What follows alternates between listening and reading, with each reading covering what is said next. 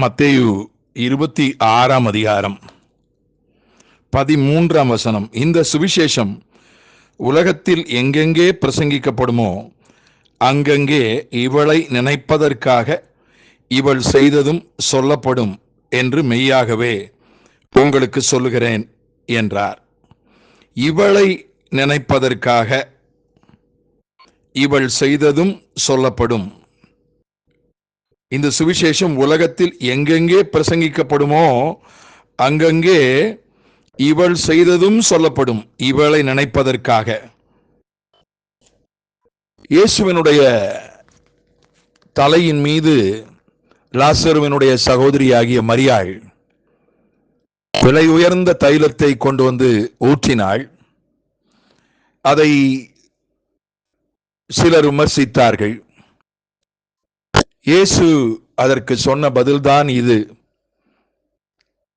என்னை அடக்கம் பண்ணுவதற்கு அடையாளமாக இதை செய்தாள்.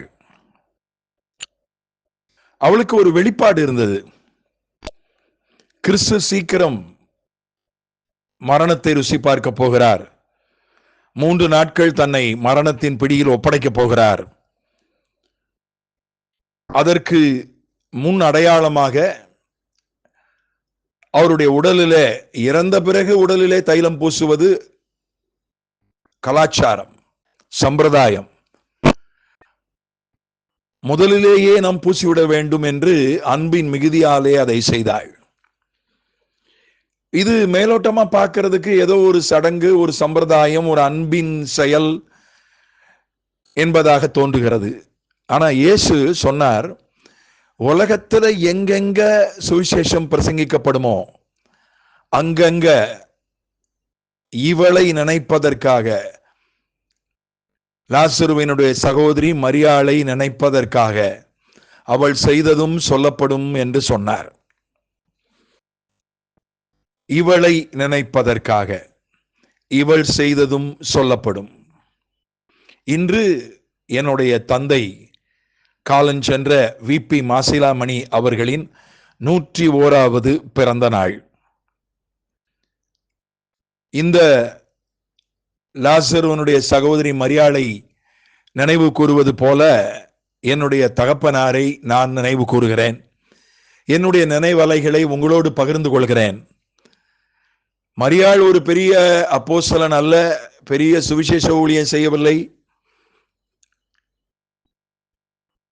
ஒரே ஒரு காரியத்தை செய்தாள்,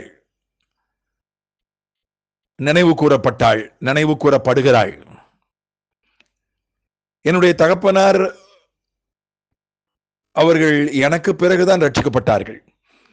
எங்க அம்மா ரட்சிக்கப்பட்ட பிறகு, என்னுடைய சகோதர சகோதரிகள் ரட்சிக்கப்பட்ட பிறகு அவர்கள் 50 வயதிற்கு மேல்தான் ரட்சிக்கப்பட்டார்கள்.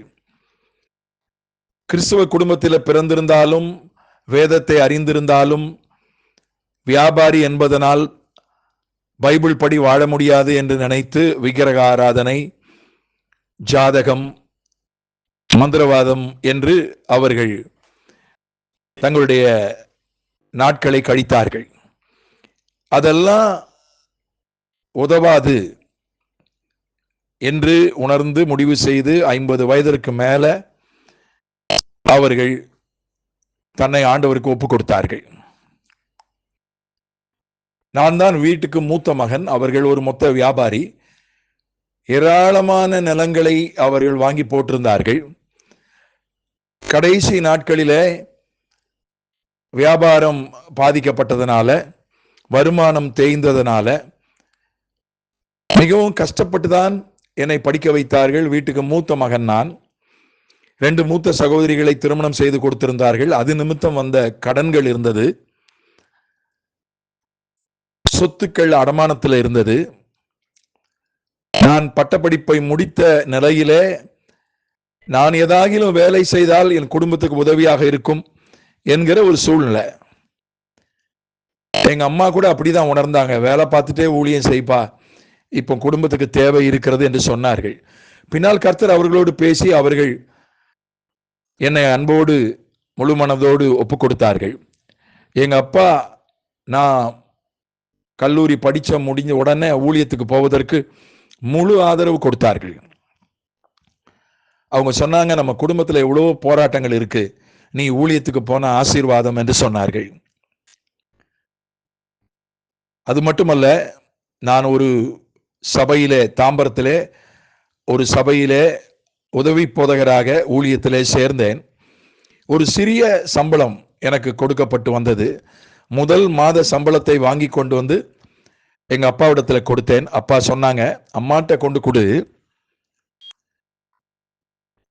எல்லா நிலைமெல்லாம் சரியாகட்டும்பா, சொத்துக்கள் எல்லாம் நம்ம ஒழுங்கு செய்யும் போது நீ ஒன்றும் கொடுக்க வேண்டியதில்லை, நான் உனக்கு கொடுக்கிறேன் ஊழியம் செய்கிறதுக்கு என்று சொன்னார்கள்.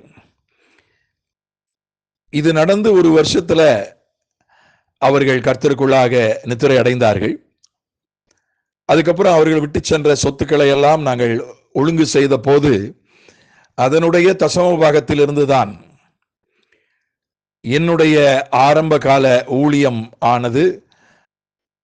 அதற்கு அவர்கள் சொத்துக்களிலிருந்து வந்த தசம பாகம்தான் பொருளாதார ரீதியாக அது ஒரு அசிபாரமாக இருந்தது.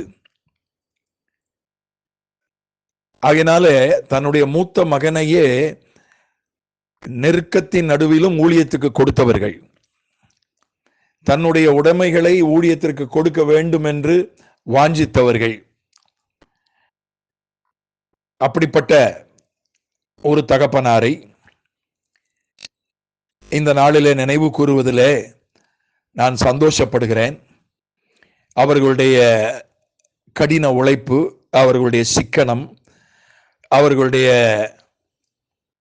பொது அறிவு, வேத அறிவு, கர்த்தருக்கு பயப்படுகிற பயம், நன்றி உணர்வு, நட்புணர்வு, இவைகளையெல்லாம் நினைத்து ஆண்டவருக்கு நான் நன்றி செலுத்துகிறேன்.